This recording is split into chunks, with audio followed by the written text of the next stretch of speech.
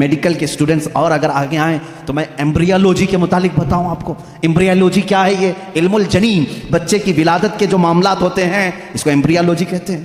Doctors ہوں گے وہ سمجھیں گے ہماری بات کو. ایمبریالوجی ایک پورا کا پورا علم ہے، اور انہی کی باتوں سے میں آپ کو بتاؤں. ایمبریالوجی میں کہا گیا ہے کہ سب سے پہلے پانی کا ایک قطرہ مرد کے نطفے سے جا کر ماں کے رحم مادر میں جمع ہوتا ہے. پہلے قرآن کی آیتیں پڑھو. وَلَقَدْ خَلَقْنَا الْإِنسَانَ مِنْ سُلَالَةٍ مِنْ طِينٍ ثُمَّ جَعَلْنَا النُّطْفَةَ عَلَقَةً فَخَلَقْنَا الْعَلَقَةَ مُضْغَةً فَخَلَقْنَا الْمُضْغَةَ عِظَامًا فَكَسَوْنَا الْعِظَامَ لَحْمًا. اللہ تعالیٰ نے اس آیت کو، اس طرح کی آیت کو 3 یا 4 مرتبہ انسان کی تخلیق کیسے ہوئی. رب فرماتا ہے اللہ تعالیٰ نے نطفے سے تمہیں پیدا کیا، نطفے سے. اچھا، میں ایک ڈاکٹر صاحب سے بات ہو رہی تھی، انہوں نے کہا پورا نطفہ جو ہوتا ہے انسان کا، منی جو مرد کی ہوتی ہے، اس میں ایک بار کی منی میں تقریباً 30 لاکھ سپم ہوتے ہیں. جو جراثیم، جس کو کیڑا یہ لوگ کہتے ہیں، جو جا کر کے عورت کے اوم میں، یعنی اس کے بیضے ہوتے ہیں، انڈے ہوتے ہیں، اس میں ٹکراتا ہے اور جا کر کے فکس ہو گیا اگر ایک جراثیم، ایک کیڑا، ایک سپم کا، تو پھر بچے کی ولادت وہاں سے شروع ہوتی ہے. تو انہوں نے کہا کہ 30 لاکھ میں سے ایک ہی جاتا ہے، 30 لاکھ میں سے ایک ہی جاتا ہے. اور رب تعالیٰ کے اس کلام پر قربان جاؤ. اللہ فرماتا ہے سلالۃ من ماء مہین، کہ جب تم نطفہ ڈالتے ہو تو بہت سارے پانی میں سے جو اصل ہوتا ہے مولا اسی سے پیدا کرتا ہے. سلالہ کہتے ہیں سب سے قیمتی چیز، اس میں سے جو اصل ہے اسی سے پیدا کرتا ہے. 30 لاکھ اگر سپم میں جراثیم آئے ہوں، صرف ایک ہی سے پیدا کیا جاتا ہے. پھر اس کے بعد اللہ تعالیٰ نے فرمایا ہم اس کے ذریعے سے علقہ بناتے ہیں. علقہ کیا ہے؟ مضغہ کیا ہے؟ علقہ بستہ خون ہے. بستہ خون مطلب خون جیسے ہوتا ہے.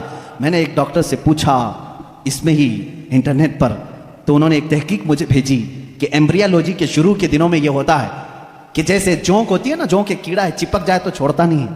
تو علقہ قرآن میں ذکر ہے، میں اس پر پڑھ رہا تھا. علقہ جیسے چنگم والی چیز ہوتی ہے، چپکنے والی، اگر خون کے چپکنے والے حصہ کوئی بن گیا تو اس کو علقہ کہتے ہیں. اور آج ڈاکٹرز کہہ رہے ہیں نطفے کے بعد اگر سب سے پہلے بچے میں کچھ بنتا ہے تو وہ گم ٹائپ کا ایک خون بنتا ہے، جس کو قرآن بتا رہا ہے.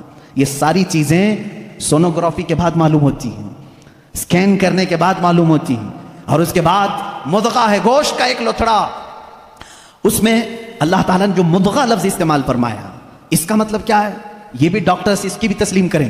ایک بہت بڑا سائنسدان ہے، اس سے پوچھا گیا 3rd اسٹیج ایمبریالوجی سٹیجز میں سے 3rd اسٹیج کیا ہے؟ تو اس نے ایک لمبا سا آٹا یا کچھ چنگم لیا، اس کو دانتوں میں رکھا، چبا کر کے دکھایا ایک لمبا کیڑا اور اس پر دانتوں کے نشان. ڈاکٹرز جب اسکیننگ کریں گے تو ان کو یہ پتا چلے گا کہ پہلے ماں کے پیٹ میں ایک لمبی چیز بنی جس پر دانتوں کے نشان جیسے. قرآن نے مضغہ کہا. مضغہ کیا چیز ہے؟ جب عربی میں اس کا ترجمہ دیکھا گیا تو ایسی چیز جو لمبی ہڈی ہو اور اس میں جگہ جگہ سے کاٹا گیا ہو، مضغہ اس کو کہتے ہیں. اور ڈاکٹرز کل 100% اتفاق کرتے ہیں کہ 3rd اسٹیج میں جب یہ بچے کی ولادت آتی ہے تو اس کی صرف ریڑھ کی ہڈی بنی ہوتی ہے جو پیٹھ پر ہے، جس میں جگہ جگہ گانٹھ ہے. ایسا لگتا ہے جیسے کسی نے کسی چیز کو چبایا. یہ قرآن میں ایمبریالوجی کا فلسفہ موجود ہے. اگر یہ اسٹیجز میں بتاؤں 9 مہینے تک بولنا پڑے گا نا، بچے کی ولادت 9 مہینے بعد ہوتی ہے. ایمبریالوجی کے بہت ساری چیزیں ہیں. اور میں آپ کو یہ بتاؤں سب سے پہلے چیز کیا بنتی ہے انسان کی، یہ بھی تحقیقات سائنس کر چکا ہے. سب سے پہلے بچے کے نطفے کے بعد علقہ، مضغہ، اور اس کے بعد اس پر چمڑی آتی ہے، یا جو بھی 27 ویکس اگر 24 ویکس ہوتے ہیں اگر پریگننسی کے، تو سب سے پہلے وہ جنین میں سننے کی چیز آتی ہے. کیا؟ سننے کی چیز. اس کے بعد اس کے اندر محسوس کرنے کی، دیکھنے والی چیز آ جاتی ہے 27 ویکس کے بعد. پھر اس کے بعد اس کی ہارٹ بیٹ بھی شروع ہوتی ہے. اب قرآن کی آیت پڑھو. اللہ فرماتا ہے وَجَعَلَ لَكُمُ السَّمْعَ وَالْأَبْصَارَ وَالْأَفْئِدَةَ قَلِيلًا مَا تَشْكُرُونَ. ہم نے تمہارے ماں کے پیٹ میں سب سے پہلے سننے کی طاقت دی، دیکھنے کی طاقت دی، پھر دھڑکنے والا دل عطا کی. اللہ، یہ ترتیب کہاں سے آئی؟ یہ اس زمانے میں قرآن نازل ہوا جہاں کوئی خوردبین نہیں تھی، کوئی مائکروسکوپ نہیں تھا، کوئی ٹیلیسکوپ نہیں تھا، کوئی سونوگرافی نہیں تھی، کوئی اسکیننگ سینٹر نہیں تھا. جب قرآن یہ بتا رہا ہے وہ لوگ اس وقت ماؤں کے پیٹ میں کیسے بات جان سکتے تھے؟